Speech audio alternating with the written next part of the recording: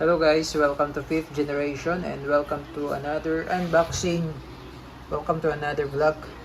Shoutout po kay Sir William. So ngayon meron tayo ditong Beretta airgun pistol po. PX4 Storm powered by CO2. And so bali ang hangin niya ay CO2 12G.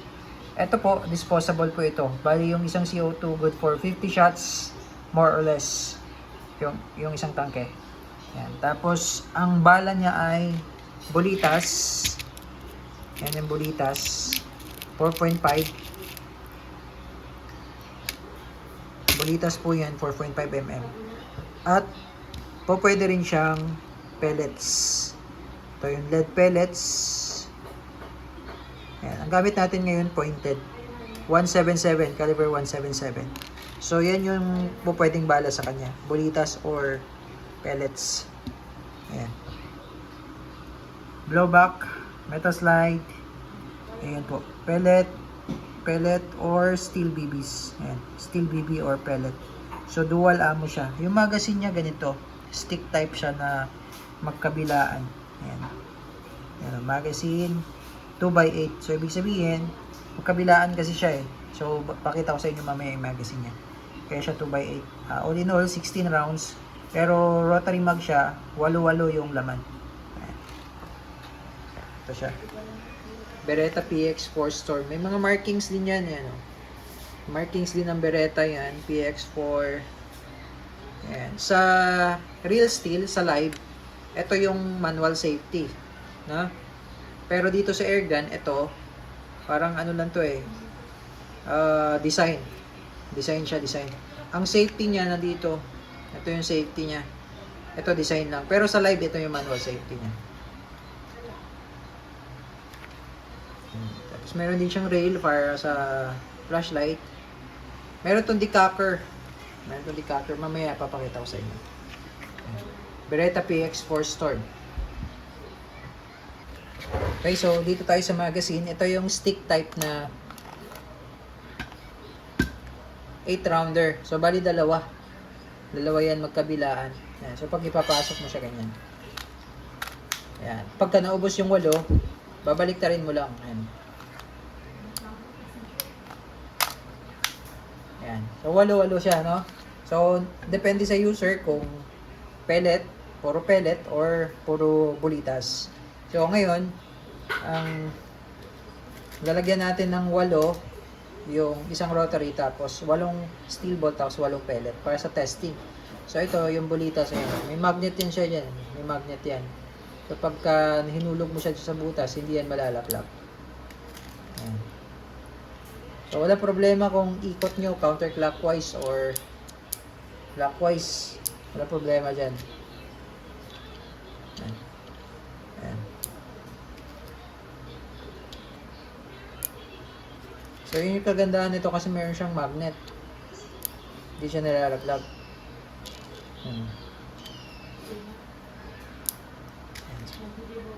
So, yun nga, 8 yung laman niya. 8 yung capacity. Okay? Tapos, pwedeng dito, pwedeng bulitas din, pwede ring pellet. So, it still depend on the user kung ano yung gagamiting bala. Ito yung 177 naman. Ito siya. Yan. Make sure lang na walang nakausli na pellet. Kasi umiikot kasi to. So, pagka umikot yan, pwedeng kakalang.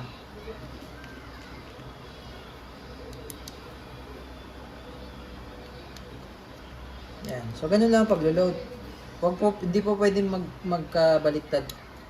Makikita nyo naman po yung indicator. Ito yung pellet. Yan yung dinadaanan ng hangin eh. So, may butas. Yan. Yan lang pasok niya. 8.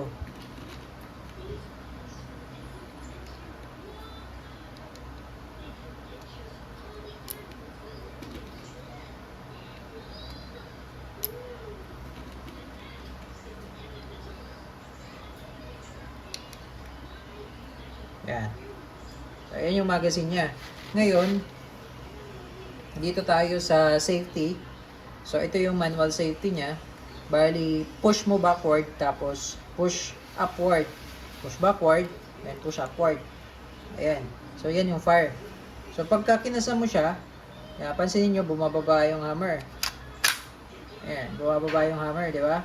Ngayon, pagka nilagay natin sa safety, push backward again, then baba. Ayan, so nadidikap siya. Tapos, pag naka-safe siya, pag kinasa mo, ayan, hindi nag-i-engage yung hammer niya. Ayan. Hindi siya nag-i-engage, di ba? Tapos, ito yung sa slot naman ng CO2. Ito yung backstrap. Ito yung mag base. Ayan, makikita nyo merong open. Tapos, meron ding power. Ayan, meron siyang arrow, power, open, power. So, ibig sabihin, yung open, clockwise. Yung power position, counterclockwise. Okay, so ngayon, dahil wala pa siya CO2, bubuksan natin. So, lagay natin sa open. So, iikot natin yan.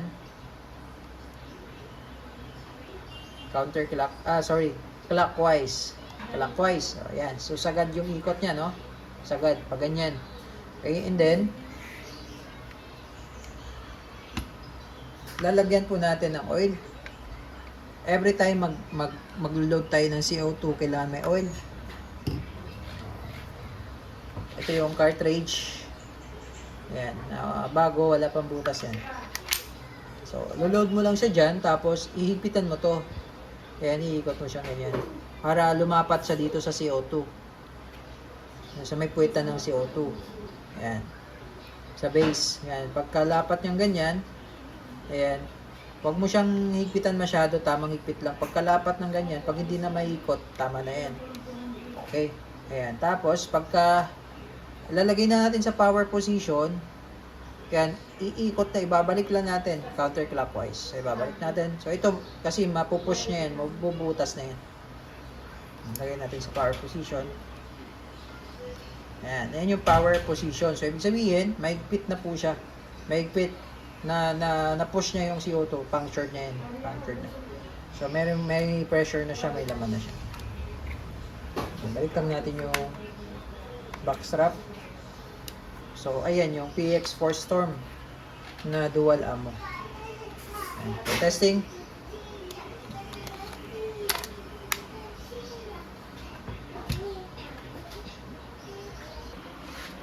Testing PX4 Storm dual ammo.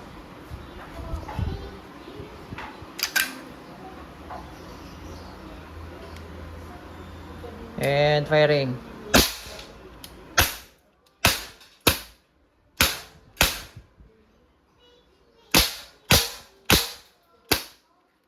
So, wala na siyang bala. So, hindi siya nag-open slide, no? Kasi nga, rotary yung magazine niya. So, ngayon, yung ating sinalang is the lead pellets. Ngayon naman, bolitas.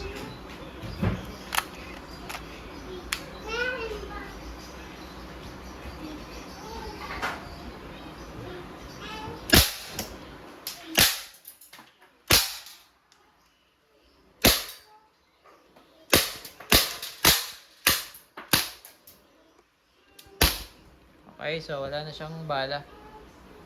Ayan.